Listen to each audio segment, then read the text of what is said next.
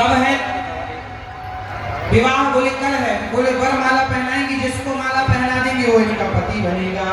अब नारद जी सोचे यदि मैं इसका पति बन जाऊं तो कितना बढ़िया हो। अब नारद जी बोले इतनी जल्दी क्या हो सकता है? लो भैया, नारद जी सोचे मैं किसके पास जाऊं? बोले मेरे तो भगवान ही है। दौड़कर नारद जी भगवान के पास गए, और गए क्या, भगवान के पास पहुंचे नहीं पाए कि भगवान रास्ते में मिल गए। अच्छा नारद जी कहाँ जा रहे हो? नारद जी बोले प्रभु हम आपके पास भागे भागे आ रहे थे। अच्छा क्या हुआ? बोले प्रभु जरा हमें अपना रूप दे दो। अपने रूप? भगवान बोले रूप मेरा क्या करेंगे? नारद जी बोले वो विश्व मोहिनी है ना फलाना नगर, वहां पे वो कन्या बड़ी सुंदर है। जब मैं देखता हूँ कि आपके चरण लक्ष्मी जी दबाती हैं तो मेरा भी मन होता है कि मेरा भी पांव दबाने वाली कोई तो हो।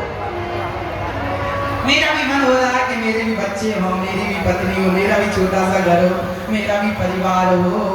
लो भैया, नारद जी के मन में लड्डू फूटने लग गए। और क्या मांग रहे हैं भगवान से? आपन रूप देहु प्रभु मोही, अपना रूप जल्दी से हमें दे दो। अच्छा भगवान का रूप क्यों मांगा नारद जी ने? क्योंकि भगवान बहुत सुंदर हैं। तो अपना, अच्छा भगवान के रूप कितने रूप हैं? अनेक रूप रूपाया विष्णवे प्रभु विष्णवे। भगवान के रूप तो अनेक हैं। उन अनेक रूपों में भगवान का एक रूप है बंदर। तो भगवान ने कहा चलो हम दे देते हैं। अब नारद जी ने यहाँ एक बात अच्छी कही, जे विधि होय नाचेत मोरा करहु सुबेगी दास में तोरा।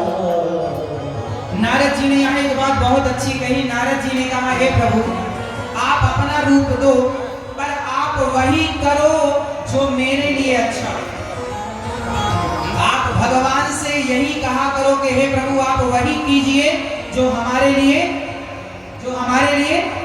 अच्छा हो। तो भगवान बोले तथास्तु, अब तुम्हारे लिए जो अच्छा होगा हम वही करेंगे। अब क्या करेंगे जरा सुनो।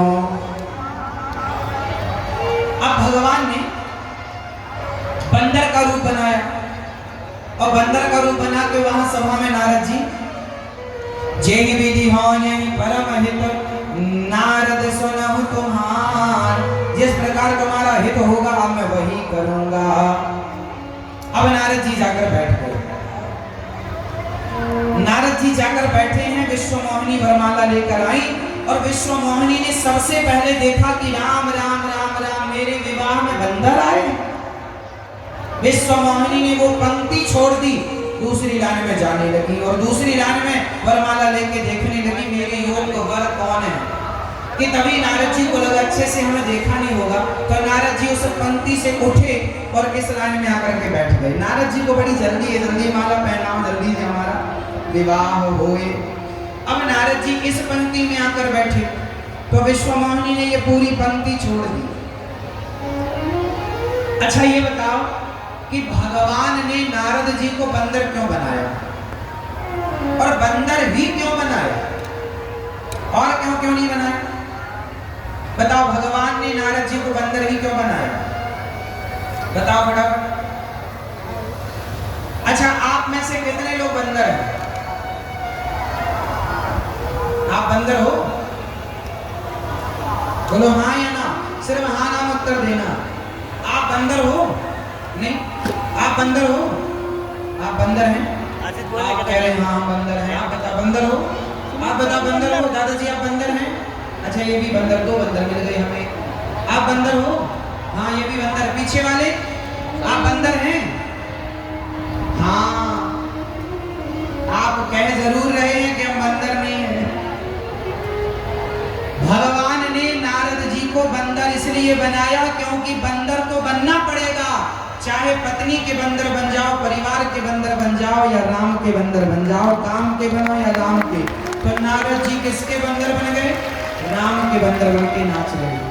अरे आदमी बंदर बना है, कोई पत्नी का बंदर। बंदर मतलब बंदर को मदारी नचाता, जैसे नचाता है वैसे नाचना। तो आप लोगों को भी तो आपकी पत्नियां नचा रही हैं। तो किसी की पत्नी नचा रही है तो किसी का पति नचा रहा है। बोलो हाँ। किसी की माँ नचा रही है तो किसी का बेटा नचा रहा है, किसी का बाप नचा रहा है, किसी का कोई ना कोई तो व्यक्ति को नचा ही रहा। तो सारे लोग बंदर की तरह सभी नचावत राम गोसाई, सबको नचा रहे हैं, राम नचाने वाले हैं।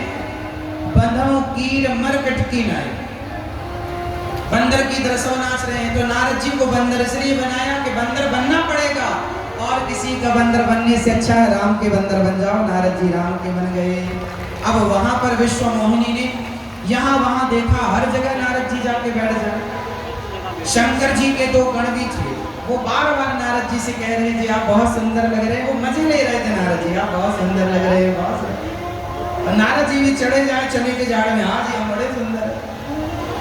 तब तक भगवान प्रकट हो गए और विश्व मोहिनी ने भगवान को वरमाला पहनाया। अब नारद जी को बड़ी गुस्सा आई, इनकी कमी थी क्या शादी करने की? 16,108 करे बैठे, हमारी एक हो रही थी, एक हो रही थी, उसमें भी आपको टांग अड़ानी है, हा? एक भी नहीं होने दी। तभी शंकर जी के गणों ने कहा जरा अपना मुंह तो देखो एक बार। और जब मुंह देखा राम राम बंदर का, अब तो नारद जी आग बबूला हो गए। ते हूँ श्राप की मरी हूँ जाई, जगत मोर उपहास कराई, मेरी हंसी करा दी इन्होंने, अब मैं निश्राप दे दूंगा।